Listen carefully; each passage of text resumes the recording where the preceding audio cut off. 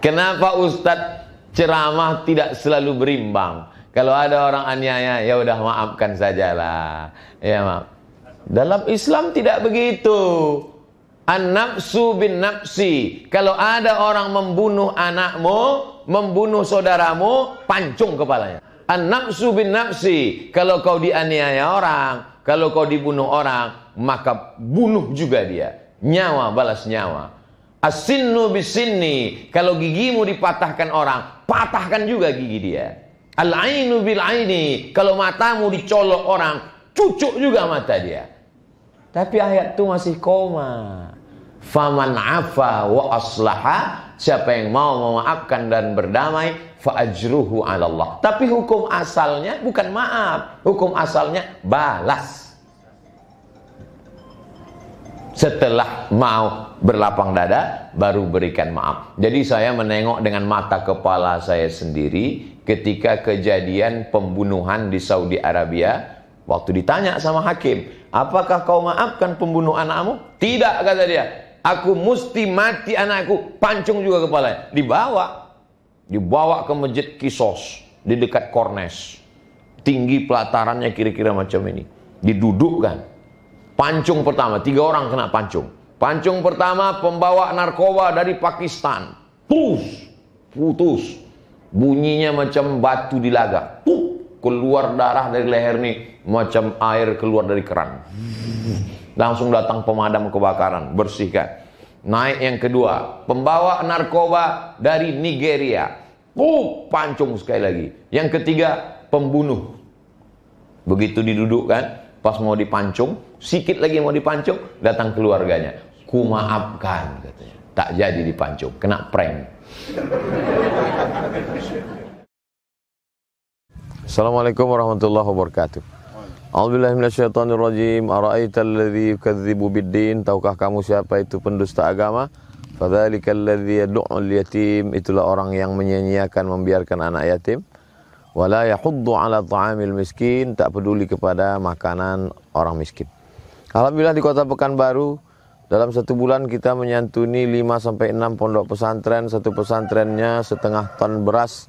Lalu kemudian fakir miskin, du'afa, disalurkan semua bekerja sama dengan sahabat-sahabat komunitas-komunitas dakwah, anak-anak muda, bikers, dan lain sebagainya, ibu-ibu.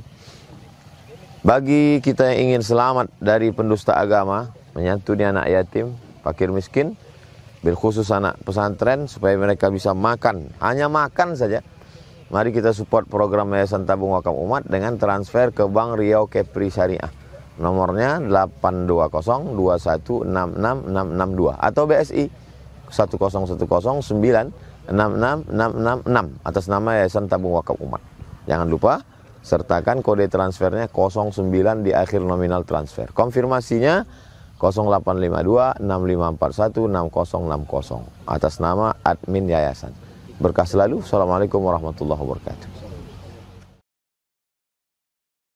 Assalamualaikum warahmatullahi wabarakatuh. Assalamualaikum warahmatullahi wabarakatuh. Nama saya Henry, peserta wisata religi dari Pekanbaru.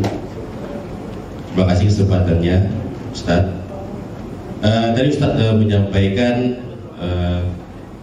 di azab kubur tadi Nabi Muhammad bisa melihat mukjizat melalui mata dan telinga, dan kita manusia kan tidak bisa, Ustaz ya. Yang bisa melihat hanya dengan iman. Nah, sebagai manusia, Pak Ustaz, kita iman ini turun naik, Pak Ustaz. Kadang naik, kadang turun ya. Nah, menurut Pak Ustaz, apa kira-kira yang bisa kita lakukan supaya iman itu naik dari istiqomah? Terima kasih. Langsung. Saya tak mungkin hadir pengajian untuk menaikkan iman saya. Karena kalau saya hadir di pengajian, Ustadz tuh langsung ngasihkan mikrofon ke saya, akhirnya saya ceramah juga. Jadi untuk menasihati diri saya, dalam sebulan saya mesti menengok liang lahat. Semalam saya izin ke Ustadz Al-Nob, mohon laporan yayasan bulanan dalam acara 20 jam bersama Ustadz Somad, minta waktu sikit. Saya mau melepas jenazah Padahal keluarga itu sudah maklum, kami maklum Ustaz tak datang. Saya tidak berpikir bahwa ini, karena ini fardu kifayah, sudah selesai, ada petugasnya.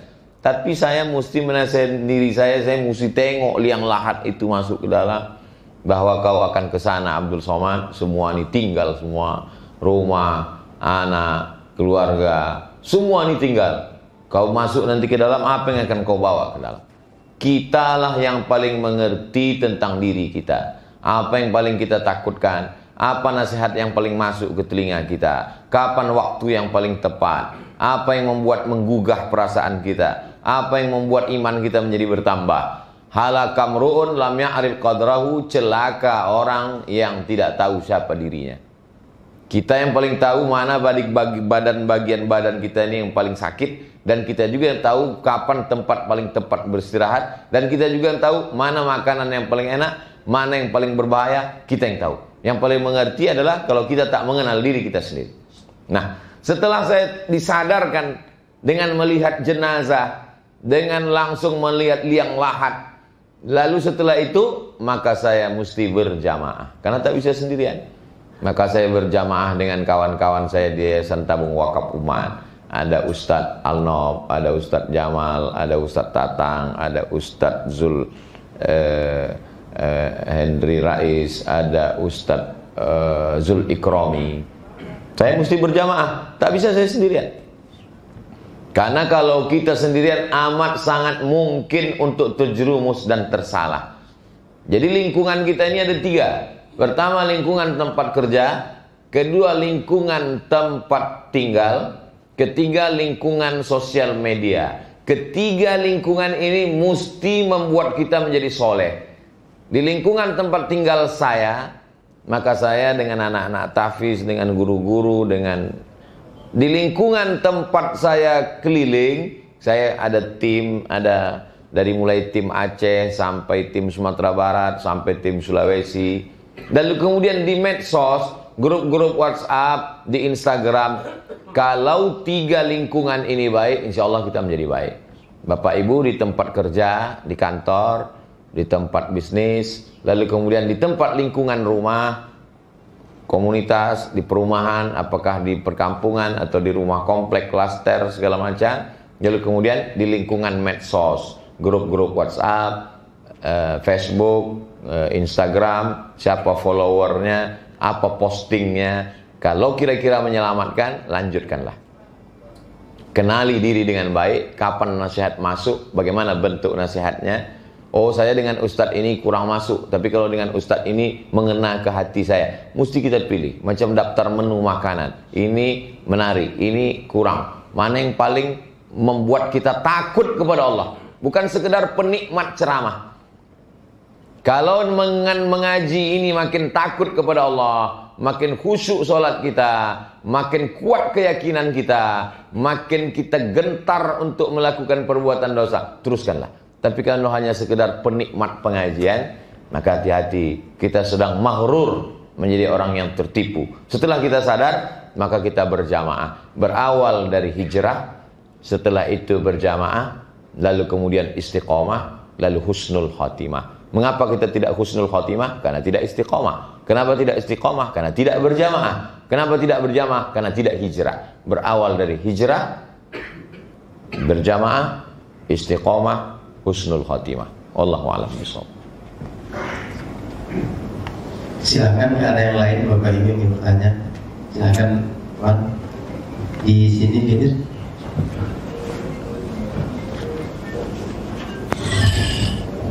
Assalamualaikum warahmatullahi wabarakatuh. Waalaikumsalam.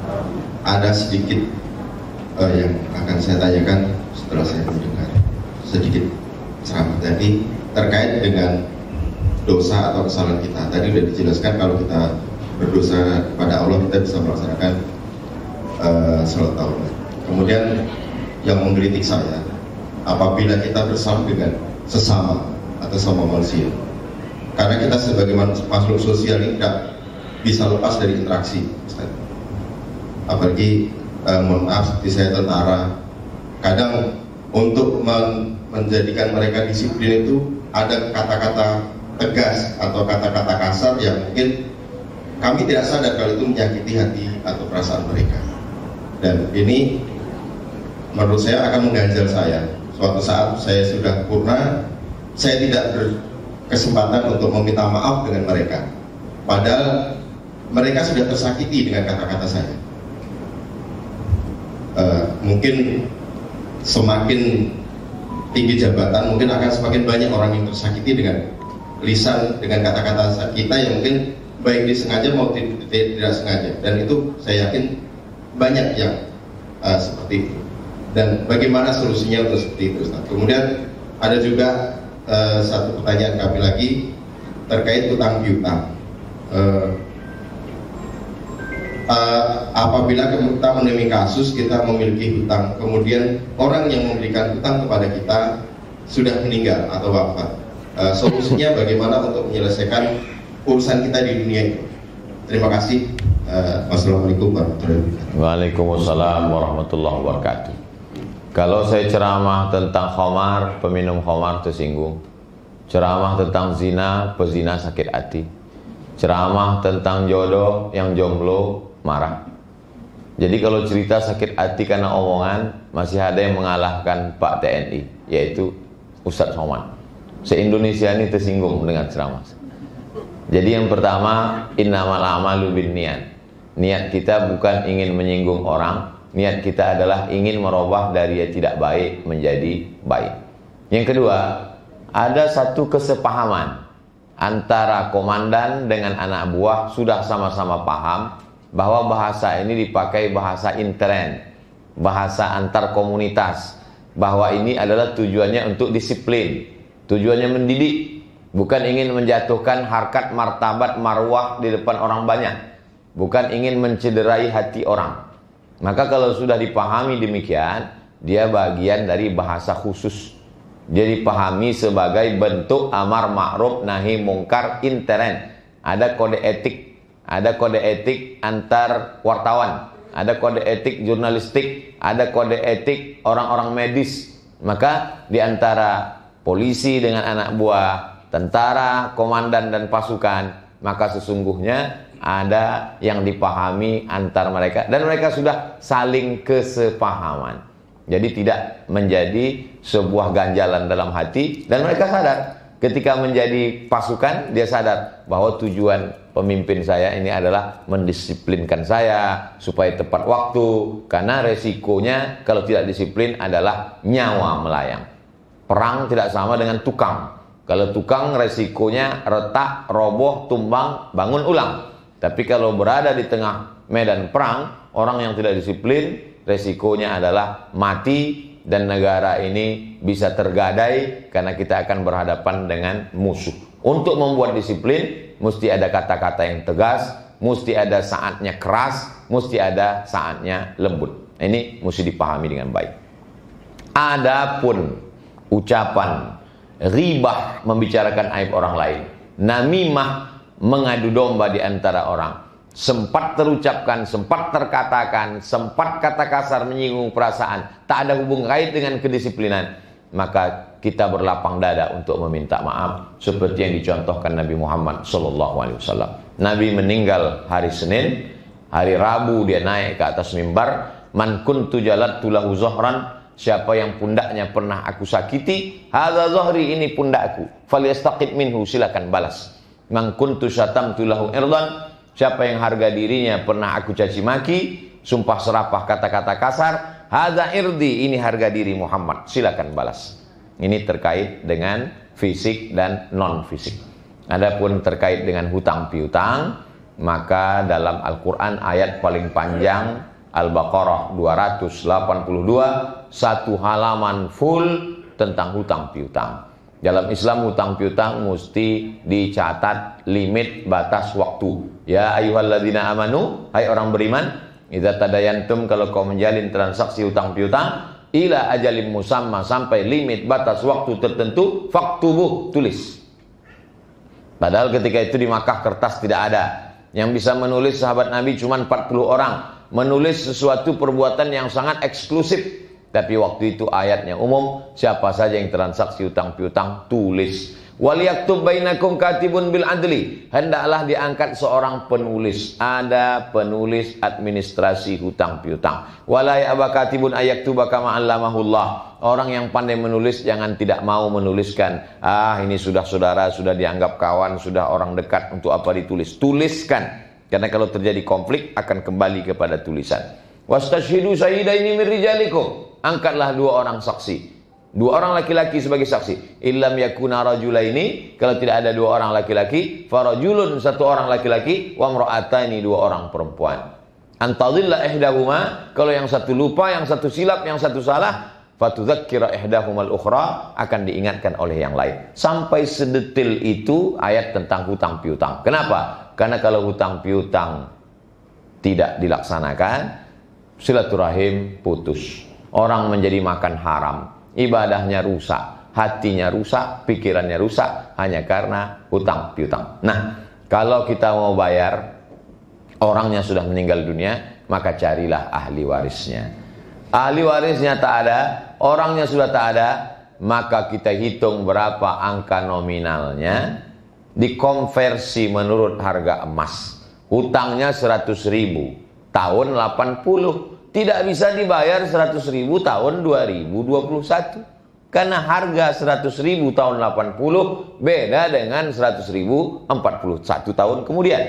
Jadi kalau harga emas tahun 80 100.000 itu 3 gram, maka tahun 2021 hitung menurut harga emas 3 gram. 3 gram harga emas sekarang berarti 3 juta rupiah. Setelah dapat angka nominalnya 3 juta, serahkan untuk kepentingan orang banyak. Masalih ammah, kepentingan orang banyak. Karena umat ini dasarnya satu. Hazihi ummatukum ummatan wahidah. Umat ini satu.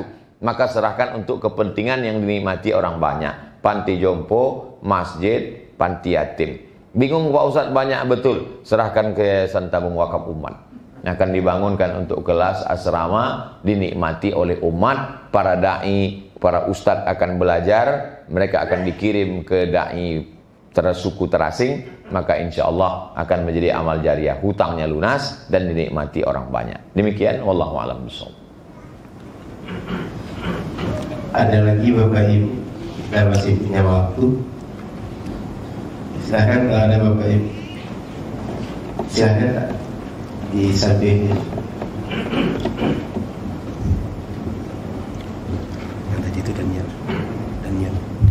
Bismillahirrahmanirrahim. Assalamualaikum warahmatullahi wabarakatuh. Waalaikumsalam. Terima kasih Ustaz kesempatannya. Yang pertama saya ingin bertanyakan terkait dengan zikir setiap sholat, dijaharkan atau tidak. Ini dalam 37 masalah populer ini ada Ustaz. Tapi ingin saya mendapatkan penjelasan langsung dari Ustaz. Karena kalau di daerah kita Bukit Tinggi memang banyak, kalau masjid-masjid tua, masjid jami itu saya perhatikan itu tidak dijaharkan. Sementara yang lain masjid-masjid kecil itu dijaharkan.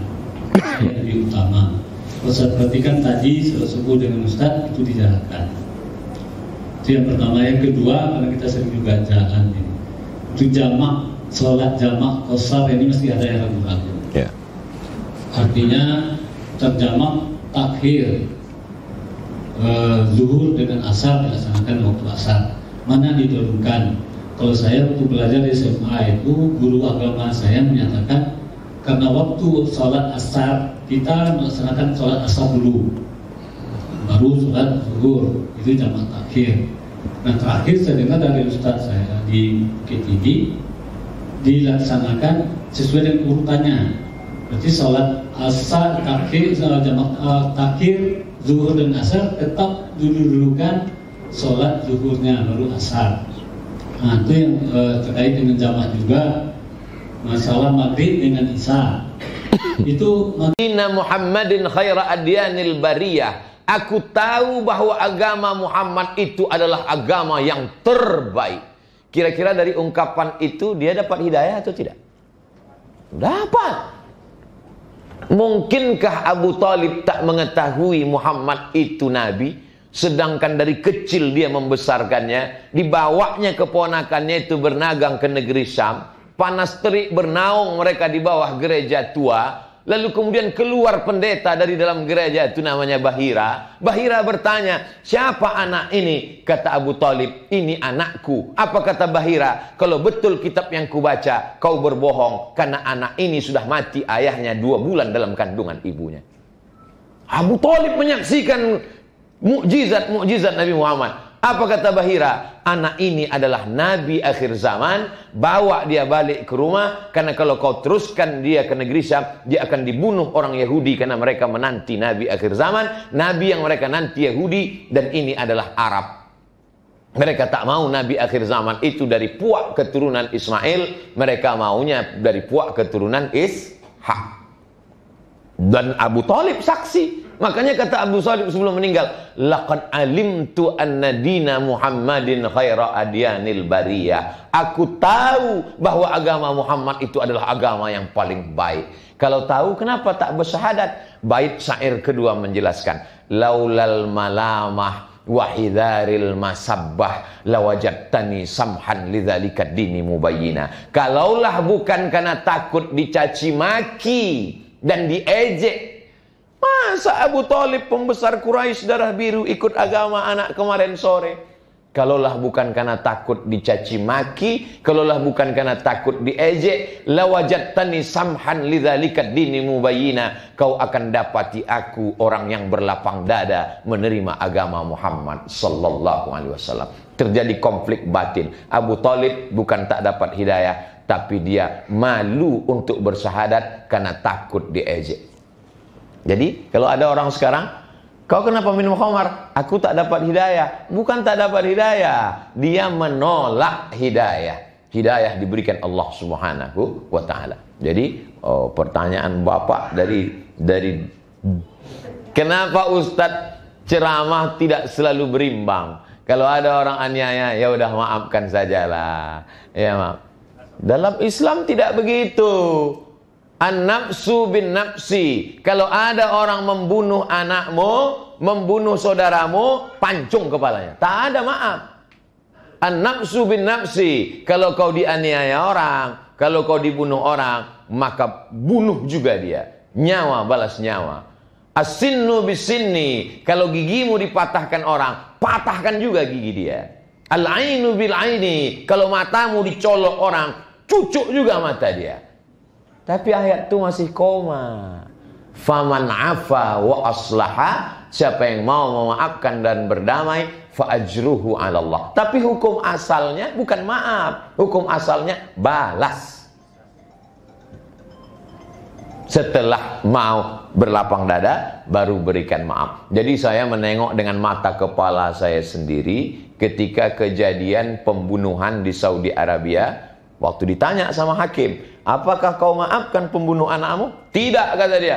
Aku mesti mati anakku, pancung juga kepalanya. Dibawa ke masjid Kisos di dekat Kornes. Tinggi pelatarannya kira-kira macam ini. Didudukkan. Pancung pertama, 3 orang kena pancung. Pancung pertama pembawa narkoba dari Pakistan. Putus. Bunyinya macam batu dilagak. Keluar darah dari leher nih, macam air keluar dari keran. Langsung datang pemadam kebakaran, bersihkan. Naik yang kedua, pembawa narkoba dari Nigeria. Pancung sekali lagi. Yang ketiga, pembunuh. Begitu didudukkan, pas mau dipancung, sikit lagi mau dipancung, datang keluarganya. Ku maafkan, katanya. Tak jadi dipancung, kena prank. Udah duduk macam duduk tasyahud, jatuh. Udah duduk, jatuh. Tiba-tiba langsung yang Algojo itu memasukkan pedang ke dalam sarung. Tak jadi karena keluarga memaafkan. Dalam Islam maaf itu terakhir di ujung. Hukum aslinya balas. Kadang Ustadz ini ceramah enak aja, maafkan aja. Pas dia orang lain, pas di dia. Jadi pertanyaan Bapak adalah kegelisahan menengok orang sikit-sikit enak saja mau memaafkan. Dalam Islam maaf adalah tingkat tinggi, tapi hukum asalnya adalah hukum kisos, hukum balas, hukum tempeleng. Kalau pukul, maka pukul juga. Kalau patah, patah juga. Wal juruha qisas. Kalau luka, dilukai juga. Tapi kalau mau memaafkan, maka dia mendapat derajat yang paling tinggi, karena orang yang sabar balasannya tak disebutkan. Innama yuwaffas sabiruna ajrahum bighairi hisab. Jadi kalau kita mau menyampaikan ajaran Islam, sampaikan secara utuh supaya orang. Pertanyaan Bapak adalah kegelisahan jamaah tentang ustadz yang selama ini kalau cerita masalah zalim, ya udahlah maafkan aja. Lalu di mana letak keadilan? Lalu di mana letak ajaran Islam? Padahal Islam mengajarkan i'dilu, bersikap adillah kamu, wa aqrabu littaqwa. Keadilan itu mendekatkan pada takwa. Islam tidak hanya cerita tentang akhlak, sabar, ridho, tawakal, qanaah. Islam bercerita tentang hukum, halal, haram, makruh, mubah, tuntut, balas, luka, nyawa, zina, ini hukumannya, mencuri, ini hukumannya. Karena Islam agama sempurna. Tapi hukum tanpa akhlak tak bermakna, akhlak kalau tidak diterapkan hukum juga sia-sia. Maka Islam keseimbangan antara hukum dan akhlak. Wallahu a'lam bishawab. Terima kasih Ustaz. Sudah panjang kita bercerita sejak pagi. Bahkan ini sesi ketiga sejak subuh tadi. Kita doakan beliau sehat, Amin. usia panjang, keberkahan untuk beliau dan umat. Dan kita mudah-mudahan berjumpa lagi dengan beliau di surga nanti insyaAllah. Di ujung majelis ini Bapak Ibu, barangkali kita menikmati kajian beliau, rohani kita dapat. Namun kata orang, foto tak dibawa mati, tapi tak berfoto rasa akan mati. Dan nanti insya Allah di ujung kita akan berfoto dengan beliau. Sebelum itu kita sama-sama berdoa dan kita aminkan doa dari beliau. Setelah itu insya Allah kita bergantian berfoto nanti. Jadi karena ini juga sudah waktu siang, beliau juga sudah lelah, mohon nanti kita agak tertib ketika foto. Kami koordinasi insya Allah. Kita doa dulu. Astaghfirullahaladzim, astaghfirullahaladzim, astaghfirullahaladzim, alladzi la ilaha illa huwal hayyul qayyum wa atubu ilaih. A'udzubillahi minasyaitonir rajim. Bismillahirrahmanirrahim. Alhamdulillahi rabbil alamin, wassalatu wassalamu ala asyrafil anbiya'i wal mursalin, sayyidina wa maulana Muhammadin wa ala alihi wa sahbihi ajma'in. Allahumma qsim lana min khasyatika ma yahulu bainana wa baina ma'asik. Tanamkan rasa takut dalam hati kami, sehingga dengan rasa takut itu menjadi penghalang antara kami dan perbuatan maksiat. Wa min ta'atika ma tuballighuna bihi jannatak. Tanamkan rasa taat dalam hati kami, dengan ketaatan itu kami beramal mendekatkan diri kepada surga dan ridha-Mu ya Allah. Wa minal yaqini ma tuhawwinu bihi alaina musibatid dunya. Tanamkan keyakinan dalam hati kami, dengan keyakinan itu terasa ringan musibah di dunia. Allahumma matti'na bi asma'ina wa absarina wa quwwatina ma ahyaitana. Jadikan tenaga kami, pandangan kami, telinga kami, napas kami, jantung kami menjadi amal ibadah buat kami ya Allah. Allahumma ansurna ala man zalamana.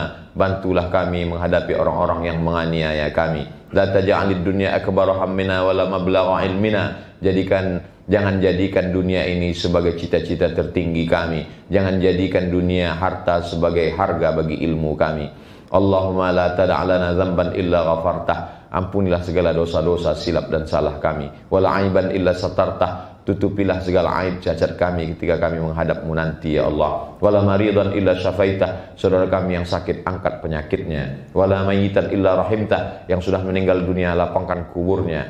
Wala hajatan min hawaijid dunya wal akhirati laka ridha wa lana fiha salah. Segala hajat dunia, hajat akhirat baik bagi kami dan Engkau ridha, maka tunaikanlah ya Allah. Rabbana taqabbal minna innaka antas samiul alim wa tub alaina innaka antat tawwabur rahim. Wa sallallahu ala sayyidina Muhammad wa ala alihi wa sahbihi wasallam. Walhamdulillahi rabbil alamin. Taqabbalallahu minna wa minkum taqabbal ya karim. Banyak kata-kata saya menyinggung perasaan, tak berkenan di hati, angkuh dan sombong. Saya Abdul Somad mohon maaf atas segala kesilapan dan kekhilafan. Aqulu qauli hadza astaghfirullah li wa lakum. Wassalamualaikum warahmatullahi wabarakatuh.